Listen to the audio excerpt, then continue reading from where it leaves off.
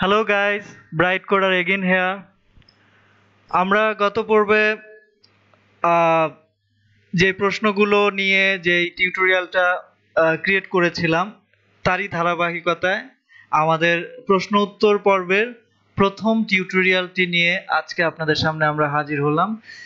আজকে আমরা যেই প্রশ্নের উত্তরটি আপনাদেরকে দিব বা আমাদের কাছ থেকে যে প্রশ্নের উত্তরটি আপনারা পাবেন সেটা হচ্ছে ফ্রিল্যান্সিং অথবা আউটসোর্সিং কি।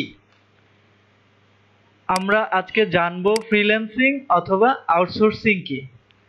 তো চলেন আপনাদের প্রশ্নের উত্তরটাকে আমরা খুঁজে আসি।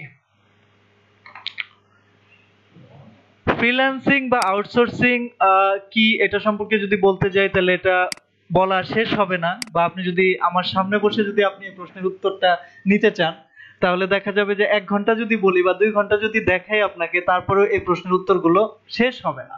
তারপরেও আমি আপনাদেরকে সহজ এবং খুব শর্ট ওয়েতে আপনাকে এটার উত্তর দেওয়ার চেষ্টা করব। আশা করি আপনারা এই উত্তরগুলো পাবেন এবং জানবেন।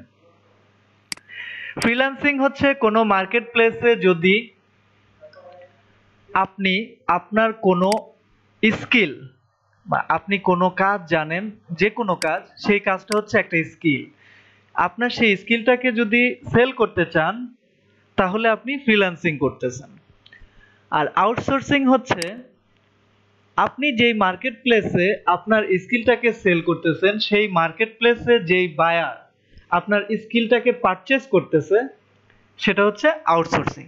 তার মানে ফ্রিল্যান্সিং করে কারা? যার স্কিল আছে তারা ফ্রিল্যান্সিং করে, তার স্কিলটাকে সেল করে। আর আউটসোর্সিং করে কারা? যেই বায়ার বা যার যেই স্কিলটার প্রয়োজন হয়। যেমন ধরেন আমার আমি বায়ার, আপনি একজন ফ্রিল্যান্সার। তাহলে কি হলো? আপনার স্কিল আছে, আমার একটা প্রয়োজন হচ্ছে গিয়ে, আমার একটা প্রয়োজন আছে, তো আমার প্রয়োজনটাকে মেটানোর জন্য কাকে দরকার? এখন একজন ফ্রিল্যান্সার দরকার। যেহেতু আমার প্রয়োজনের সেই ব্যাপারটা আমি আমার প্রয়োজনটাকে মিটাইতে পারবো না কারণ আমার সেই স্কিল নাই, তাহলে সেই স্কিলটা আমাকে হায়ার করতে হবে। কোত্থেকে হায়ার করব? আমি ডিজিটাল মার্কেট প্লেস থেকে, বিভিন্ন জায়গা মানে বিভিন্ন মার্কেট প্লেস থেকে আমি আমার সেই স্কিলটাকে হায়ার করব। তাহলে সেই স্কিলটাকে হায়ার করতে হলে যে যাকে আমি হায়ার করব তাকে বলা হয় ফ্রিল্যান্সার।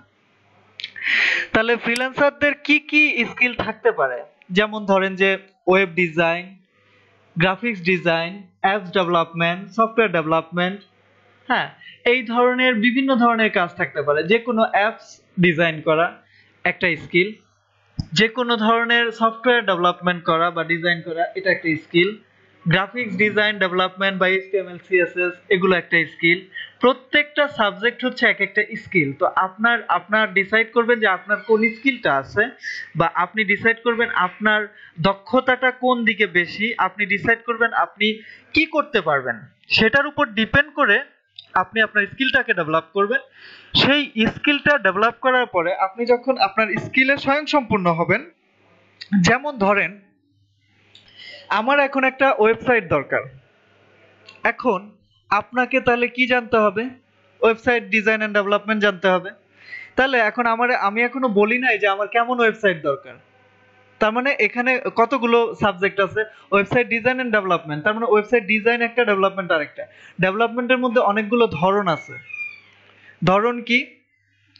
আপনার বিভিন্ন ধরনের এইচটিএমএল সিএসএস একটা ধরন, হ্যাঁ, তারপরে আবার ওয়ার্ডপ্রেস, তারপরে আরো অন্যান্য যে সফটওয়্যার গুলো আছে প্রয়োজনীয় সফটওয়্যার, হ্যাঁ, এগুলো হচ্ছে গিয়ে মানে সার্ভার বেস, ডাটাবেস বেস, বিভিন্ন ধরনের ইআরপি বেস, হ্যাঁ, বিভিন্ন ধরনের ক্যাটাগরি আছে। সেই ক্যাটাগরি ওয়াইজ আপনি যে কোনো একটা ক্যাটাগরিতে যদি পারদর্শী হন তাহলে সেটা হচ্ছে আপনার স্কিল। সেই স্কিলটা আপনি যে কোনো মুহূর্তে যে কোনো মার্কেট প্লেসে আপনার সেই স্কিলটা সেল করতে পারেন এবং আর্ন করতে পারেন।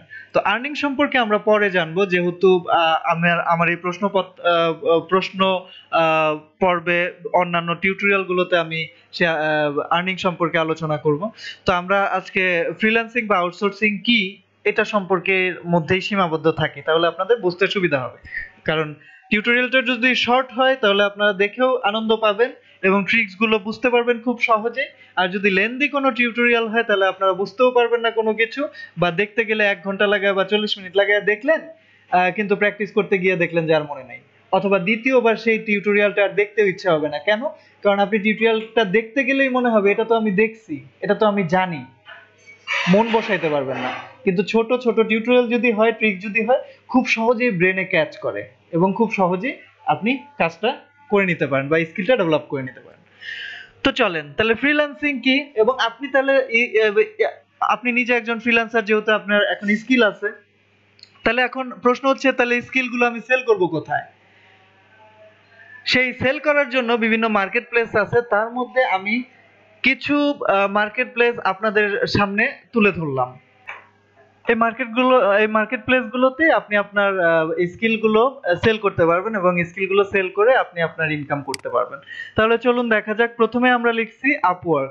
তো আপওয়ার্কটা এমন একটা স্ট্রং এবং শক্তিশালী মার্কেট প্লেস, এটাকে মানে ওয়ার্ল্ডের 1 নাম্বার ফ্রিল্যান্সারদের জন্য মানে 1 নাম্বার মার্কেট প্লেস বলেই গণ্য করা হয় আপওয়ার্ক। তো চলুন আমরা আপওয়ার্কটা একটু ড্রাইভ করে আসি। আপওয়ার্ক কি আছে। এটা একটা মার্কেট প্লেস, যে মার্কেট প্লেসে আপনি খুব সহজেই এখানে সাইন আপ করে মার্কেট প্লেসে বা মানে আপনার আইডিটাকে অ্যাপ্রুভ করে আপনি এখান থেকে কাজ করতে পারেন।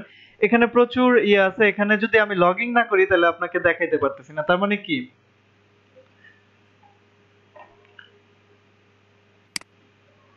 আমরা ক্যাটাগরি গুলো দেখি এখান থেকে কি কি ক্যাটাগরি আছে। তো এই হচ্ছে দেখেন এখানে browse top freelancer by their skill. তো আমি যদি এখান থেকে ফ্রিল্যান্সার বায়ার মানে এখান থেকে ফ্রিল্যান্সার খুঁজে নিতে পারে হোয়াটএভার।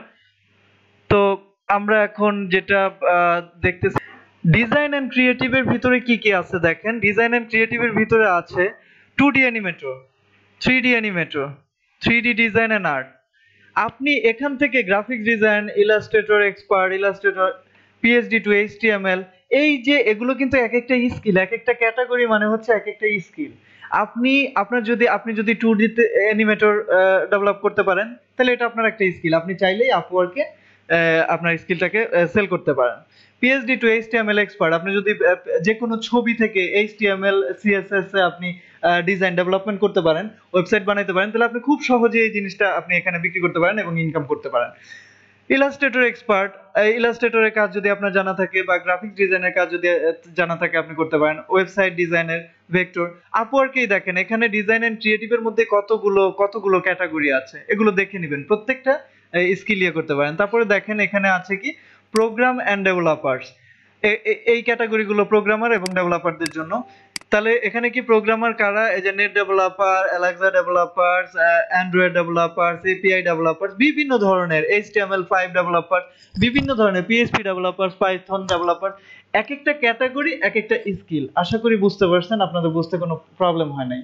এক একটা ক্যাটাগরি এক একটা স্কিল, যে কোনো ক্যাটাগরি আপনি কাজ শিখে আপনার স্কিল ডেভেলপ করে আপনি আপওয়ার্কে সেল করতে পারেন এবং প্রচুর কাজ। আপনি কল্পনাও করতে পারবেন না যে এই দেখেন এখান থেকে সিমোড যদি করেন তাহলে কিন্তু আরো অনেক ক্যাটাগরি আছে যেগুলো শো করবে, যেগুলো দিয়ে ইয়ে করবেন আপনি আপনার কাঙ্ক্ষিত টপিকস গুলো দেখে আপনারা ডিসাইড করবেন যে আপনি কি কাজ শিখবেন বা কিসের উপরে প্র্যাকটিস করে আপনি ইয়ে করবেন। হ্যাঁ, তো যেটা বলতেছিলাম সেটা হচ্ছে যে স্কিল সেল করার ব্যাপারটা আপনাদের কনফ্লিক্ট হতে পারে আপনাদের ব্রেনে, যে বারবার আপনি স্কিল সেল কি বলতেছেন, আমি স্কিল কিভাবে সেল করব।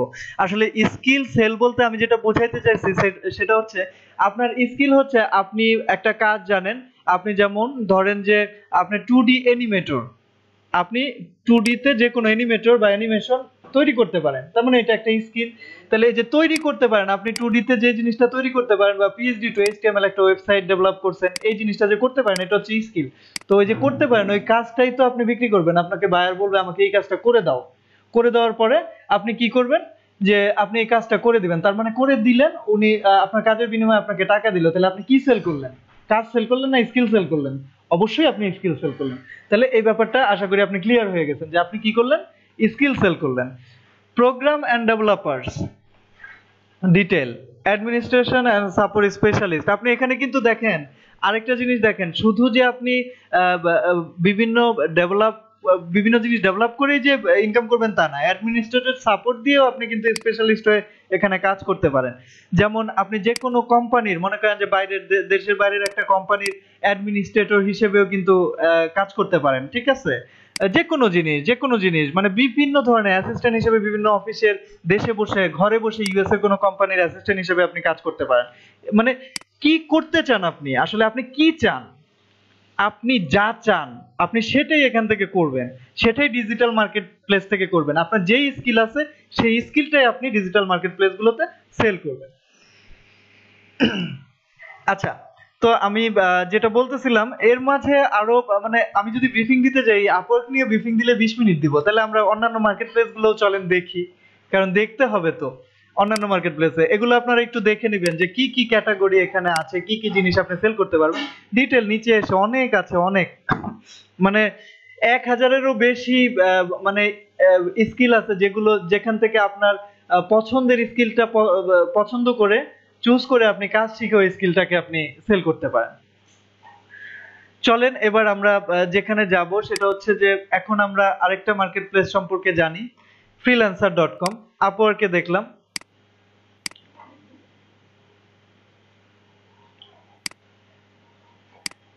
freelancer.com এ যদিও আমার এই মুহূর্তে লগ ইন করা আছে, হ্যাঁ, তা আমার লগ ইন করা আছে, তো আমরা বেশি কিছু দেখবো না, আমরা ফ্রিল্যান্সিংটা জাস্ট খালি দেখি। এখানে প্রচুর পরিমাণে কাজ আছে, কাজের বিট আসে, হ্যাঁ, এখানে প্রচুর পরিমাণে কাজের বিট আসে। এখান থেকে কাজ আসলে এখান থেকে মানে এই যে প্রজেক্ট গুলো কন্টিনিউয়াসলি প্রতি সেকেন্ডে ন্যানো সেকেন্ডে দেখেন কি পরিমাণে কাজ আসতেছে। দেখেন আপনি যদি একজন ডেভেলপার হন, এখানে কি বলছে, development on social listing data, এটার জন্য কত ডলার বাজেট দেখছেন, 1500 থেকে 3000। এখন আপনি যদি এই কাজটা জানেন তাহলে এক মাসেও যদি এই কাজটা যদি কমপ্লিট করে দেন তাহলে মাসে কত পাচ্ছেন আপনি, একটা প্রজেক্টও যদি করেন মাসে। এরকম থাউজেন্ড টাইপ অফ জব আছে, অভাব নাই, অভাব নাই। মানে আপনি কল্পনা করতে পারবেন না, প্রতি সেকেন্ডে এই সাইটটাতে কম করে হলেও 100 থেকে 150 প্রজেক্ট নামে বিভিন্ন ক্যাটাগরিতে। দেখছেন ডিটেল যদি দেখেন,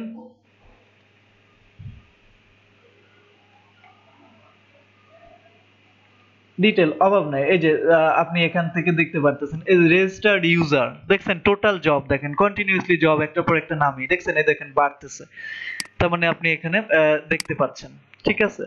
এটা নেটের স্পিডের কারণে প্রতিনিয়ত দেখবেন, এখানে দেখলেই বুঝতে পারবেন। দেখছেন প্রতি মানে 1.5 সেকেন্ডেই মনে হচ্ছে যে জব নামতেছে, প্রতি 1.5 সেকেন্ড বা 2 সেকেন্ড এভারেজ।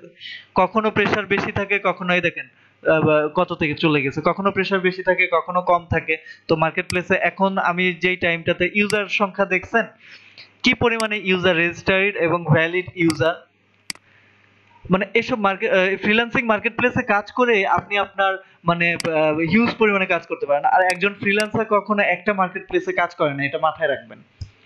একটা ফ্রিল্যান্সার কখনো একটা মার্কেট প্লেসে কাজ করে না। একটা ফ্রিল্যান্সার যতগুলো মার্কেট প্লেস আছে তার মধ্যে বেছে বেছে দেখা যায় যে প্রথম সারির 3 থেকে 4টা মার্কেট প্লেসে তার ভেরিফাইড একটা প্রোফাইল থাকে, এবং সেই 3টা মার্কেট প্লেসেও যদি আপনার ভেরিফাইড প্রোফাইল থাকে একই ক্যাটাগরিতে, তাহলে চিন্তা করে দেখেন কোনো না কোনো মার্কেট প্লেস থেকে আপনি অবশ্যই প্রতিদিন, আপনার যদি স্কিল যদি অনেক ভালো হয়, ভালো স্কিল পারসন যদি আপনি হন, ফ্রিল্যান্সার যদি হন, তাহলে আপনি কন্টিনিউয়াসলি সেল করতে পারবেন। এটা এটা গেল। এরপরে আমরা আসি, চলেন আমরা আরো মার্কেট প্লেস আছে ফাইবার।